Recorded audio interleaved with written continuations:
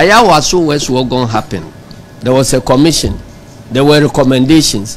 The recommendations have not been implemented so far. Condition number 1 is that let us see full implementation of the recommendations of Ayawaso West Wogon Commission of Inquiry, which was established by His Excellency Nana Addo Dankwa Akufo-Addo himself. And we believe that he trusted in the judgment of the commissioners. That is how come some of them have proceeded to be Supreme Court judges. Number 2, we want to see initiation of prosecution in respect of the perpetrators of the killings in Techiman Saf, Ablikuma Central, Banda, and Odododio. We want to see prosecution initiated in respect of the illegal printing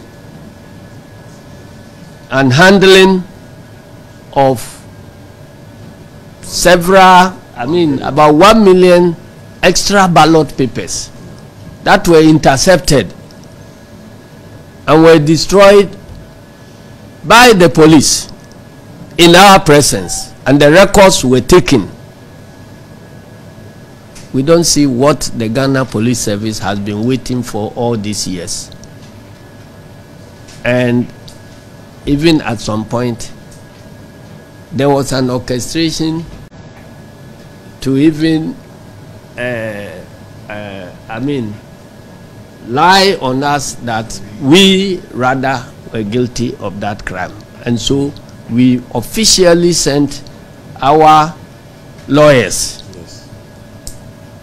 to report to the IGP that we are interested in that case. It must be investigated and then prosecutions done when found necessary. We have not heard anything about it. We want action on it now. Otherwise, the next election, the same people can go and now print more than 2 million. Number 4, there is an active case of missing IT equipment from the warehouses of the Electoral Commission. The Electoral Commission has not been open to us. We suspect that the equipment is not missing, and they are being hidden for some unwholesome agenda. Because anytime we talk about it, they say the suspects have been arrested, and that's all. Were the suspects arrested and the exhibits found on them, or we still don't know the whereabouts of the equipment, and that the suspects are being held responsible for being the watchdogs? We don't have any information about it, and we are going into election, and the same equipment is going to be used in the election ahead of us. So we want transparency about that. Because of that, we have our confidence in the IT systems at the Electoral Commission has been shaken.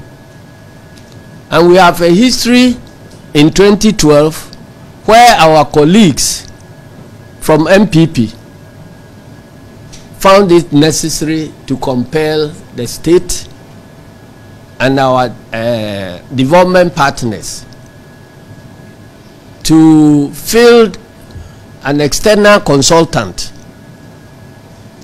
to actually investigate the whole IT setup of the Electoral Commission, and brought out recommendations for implementation before the election took place. Our friends from UNDP, I'm sure you will get the evidence on your files that that project was financed by the UNDP. I think we can look at that one so that to put our hearts at rest that nothing untoward is happening in the face of missing equipment and the type of things that are happening, discrepancies between registration figures and all that. We must ensure and assure our supporters that nothing fishy is happening there, because we know that the last commissioner that was appointed, Mr. Apiahene, was a regional election director of the NPP before his appointment. So we wrote to produce evidence of his activities, his appointments and all that, presented them that a full member of NPP cannot be a referee in these elections. We presented evidence. They were ignored. He is still there. And consultants have been engaged to support the Electoral Commission on our blind side, because procurement of consultancy services is a public procurement activity. We are not aware that any such procurement has gone through the procurement procedures. For everybody to know that these consultants actually mean well, and they are the non-partisan type of consultants that are helping Electoral Commission with their IT systems. And we want, point number 5, the president to declare openly on a state platform, not on his political party platform, that he will respect the will of the people as expressed by the outcome of the 2024 December election results. When the president himself does an open declaration, I'm sure it will bring to rest, it will put to rest all the noise that is happening around us about their refusal or unpreparedness to hand over power, even if they lose the elections. The voice of the leader counts, so that he will rein in all his functionaries and appointees, that we are all working according to the will of the people. Then finally, before any such document, Peace Pact is submitted to us for signature, we want to see the IGP sign into that document. We want to see the Chief Justice sign into that document. We want to see the Attorney General sign into that document. And we want to see the National Security Coordinator sign into that document. If all of them sign, and the monitoring group commits itself to the policy of naming and shaming publicly anybody who reneges on his obligation as far as implementation of the electoral laws of this country are concerned, we think that we will have the way forward. Thank you very much, and you are welcome.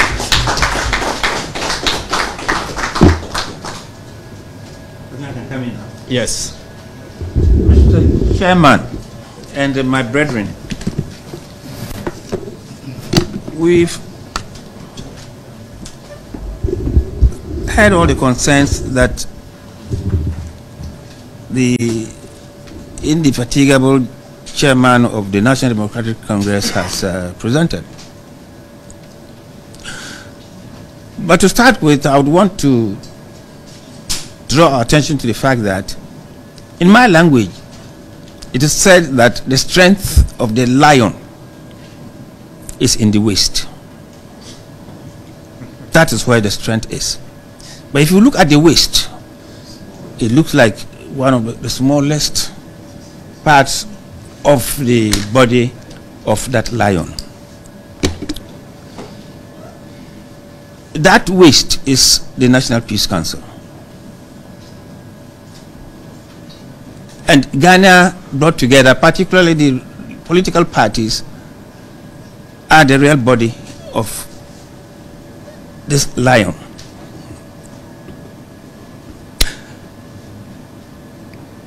Our strength, therefore, is your strength is in us as you wished. And since your strength is in us as you wished, it is you who can make that waist of ours much stronger to be able to serve the purpose that you expect of it.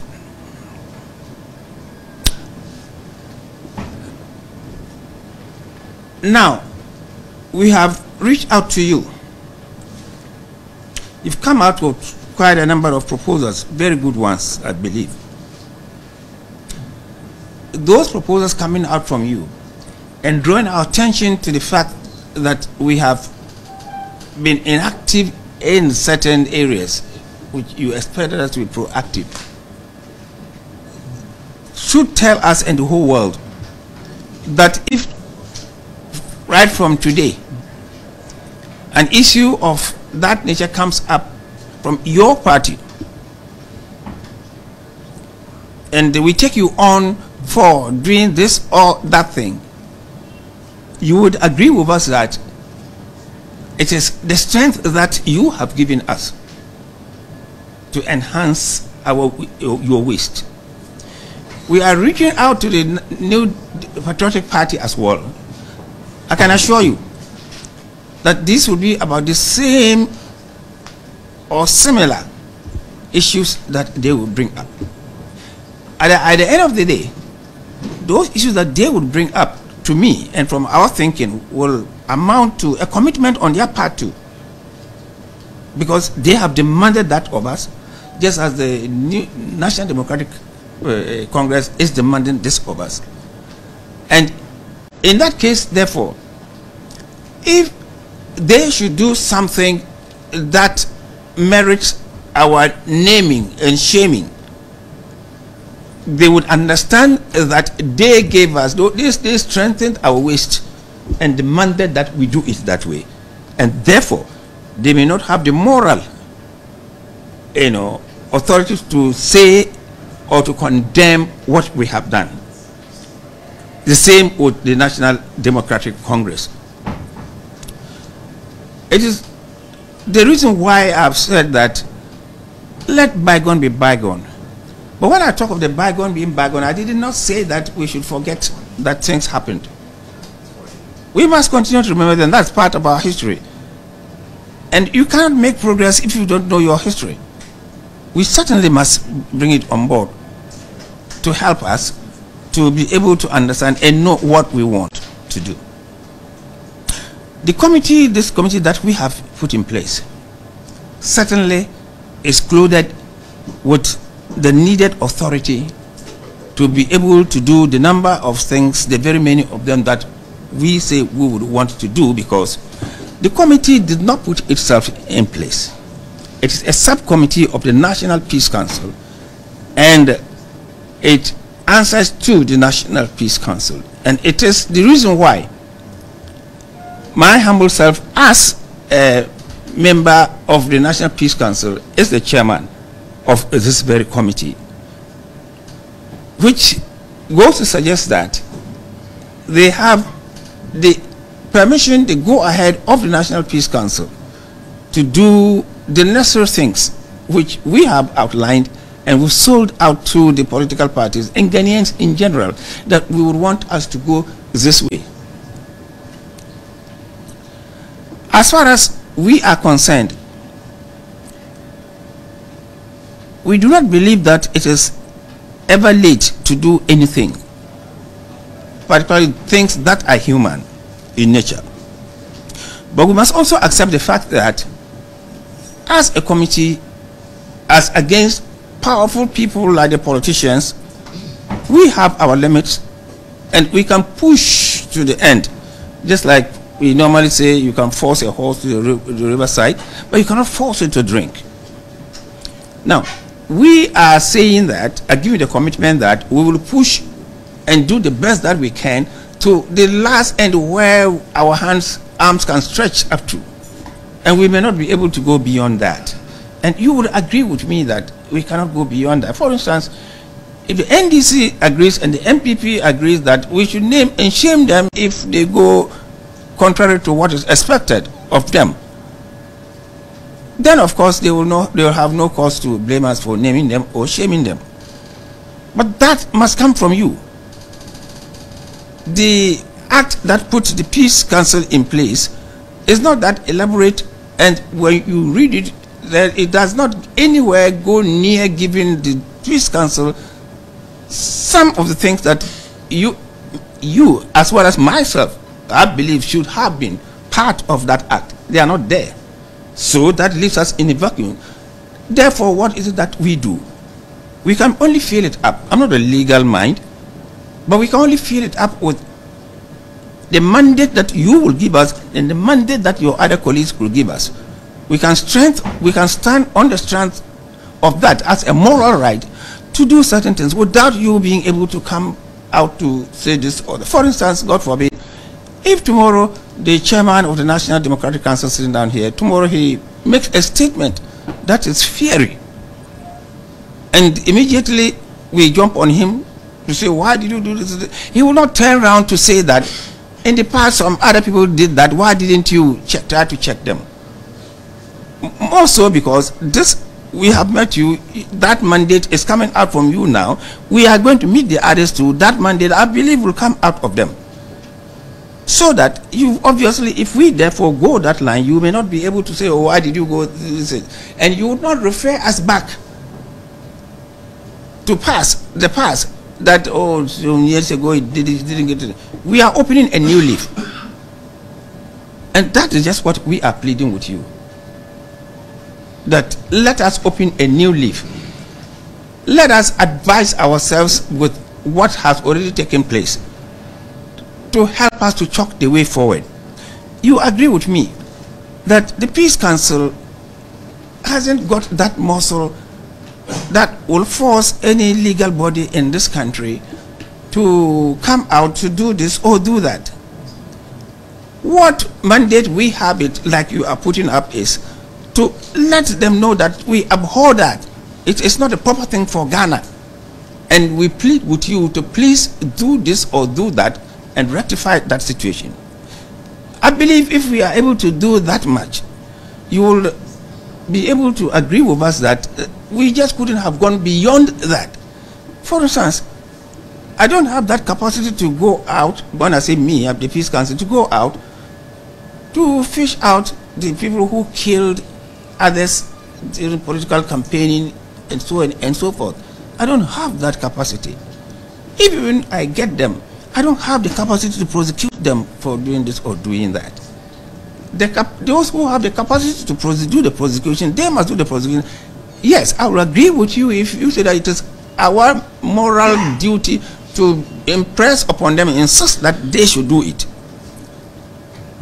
That is what our reaching out to you is all about, so that you give us some kind of respite, you know, and allow us to do what you will expect us to do. If from now onwards we are found failing, then you will have right. After all, the platforms are always there. You can call us back. But this is what we agreed. For instance, just look at the last suggestion that the chairman came out with, that The Inspector General of Police should sign that agreement. The Army Commander should sign that agreement. The Ward and Ward should sign that agreement. Yes, that is plausible. That is true. Because the one who will implement the thing, those who have that duty and the constitutional mandate to implement those things must sign that we will do this or do that.